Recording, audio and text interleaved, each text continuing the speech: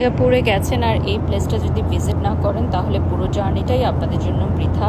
Flower ডোম এত সুন্দর একটা জায়গা যে আপনাদের প্রত্যেকেরই ভিজিট করা উচিত। পৃথিবীর দূর দূরান্ত থেকে কিন্তু মানুষ সিঙ্গাপুরে আসে এই ফ্লাওয়ার ডোম ভিজিট করার জন্য। কি আছে এই ফ্লাওয়ার ডোমে চলুন দেখাই আপনাদেরকে। হ্যালো ভিউয়ার্স, আসসালামু আলাইকুম, welcome to my another daily blog. আপনারা আমার সিঙ্গাপুরের ব্লগগুলো দেখতে চেয়েছেন এবং অনেকগুলো ইনফরমেশনও জানতে চেয়েছেন, তো আমি আজকের ভিডিওতে কিছু ইনফরমেশন আপনাদেরকে দিয়ে দিব। আপনারা কিন্তু চাইলে ফ্লাওয়ার ডোম, ক্লাউড ফরেস্ট এবং আরও 3টা জায়গার প্যাকেজ একসাথে পারচেস করতে পারেন। আমরাও কিন্তু 3টা লোকেশনের একসাথে প্যাকেজ টিকিট নিয়েছিলাম। সেক্ষেত্রে আপনারা কিছুটা ডিসকাউন্ট পাবেন, আর যদি আপনারা টাইম ম্যানেজমেন্টের ক্ষেত্রে শিওর না থাকেন তাহলে আলাদা আলাদাভাবে অন স্পটে গিয়েও পারচেস করতে পারেন। সো এখন আমরা বিউটিফুল ফ্লাওয়ার ডোমে চলে এসেছি এবং এজেল তার পাপার ছবি তুলে দিচ্ছে। দেখেন আমার মেয়েটা কত বড় হয়ে গেছে, মাশাল্লাহ। এবং এজেলের জন্যই কিন্তু আসলে বেশিরভাগ ক্ষেত্রেই আমরা ঘুরতে যাই, কারণ ব্যস্ততার কারণে এজেলকে নিয়ে প্রতিদিন আমাদের বাইরে যাওয়া হয় না।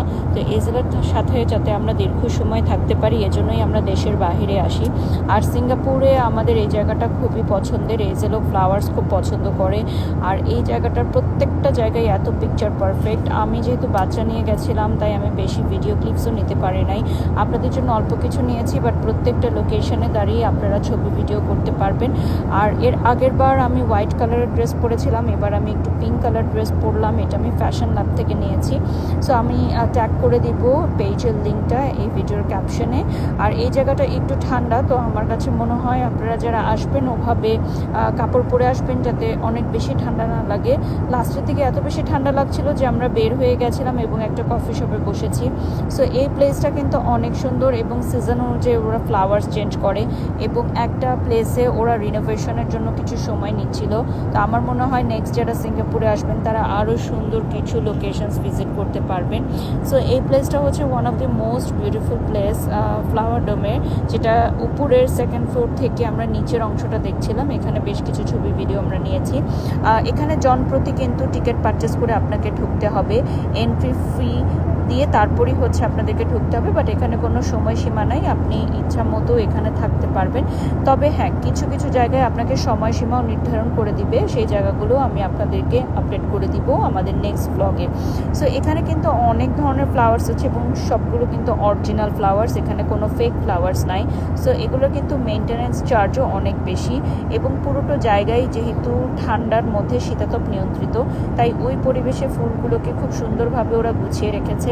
আমরা লাস্ট টাইম যখন গেছিলাম টোটালি অন্য একটা ভিউ ছিল, আর এবার গিয়ে দেখলাম আলাদা একটা ভিউ।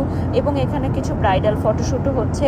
আপনারা কিন্তু চাইলে ফ্লাওয়ার ডোমের ভেতরে ওদের কনভেনশন হলটা বুক করে বিয়ে, জন্মদিন, নানান অনুষ্ঠানও করতে পারেন। এই জিনিসটা আমি জানতাম না, এবার জানলাম। তো যাই হোক, এখন প্রচণ্ড ঠান্ডা লাগছিল তাই আমরা একটা কফি শপে চলে গেলাম। এখন আমরা কফি এনজয় করব। এখানে আমরা ভেবেছিলাম খুব বেশি এক্সপেন্সিভ হবে, যেহেতু সিঙ্গাপুরে সব জায়গায় খুব বেশি এক্সপেন্সিভ খাওয়ার দাম, কিন্তু এখানে আমার কাছে রিজনেবলই মনে হয়েছে। আমাদের কফির প্রাইসটা ছিল $7 আর $8। তো যাই হোক, আপনারা যারা এই প্লেসটা ভিজিট করবেন এই কফি শপে কিন্তু একবার হলেও কফি খেতে পারেন। ফ্লাওয়ার ডোম এরিয়া, এবং ফ্লাওয়ার ডোম এরিয়ার ভিতরে আমরা একটা কফি শপ পেলাম। এখন এখানে কফি খাচ্ছি। কেমন লাগছে তোমার ফ্লাওয়ারের মাঝখানে বসে কফি? অনেক অনেক মজা, কফিটা খুব ভালো ছিল। আর সবচেয়ে ভালো কথা এখানে এত ঠান্ডা, যদি গরম কফি খেয়ে একটু আরাম পেয়েছি।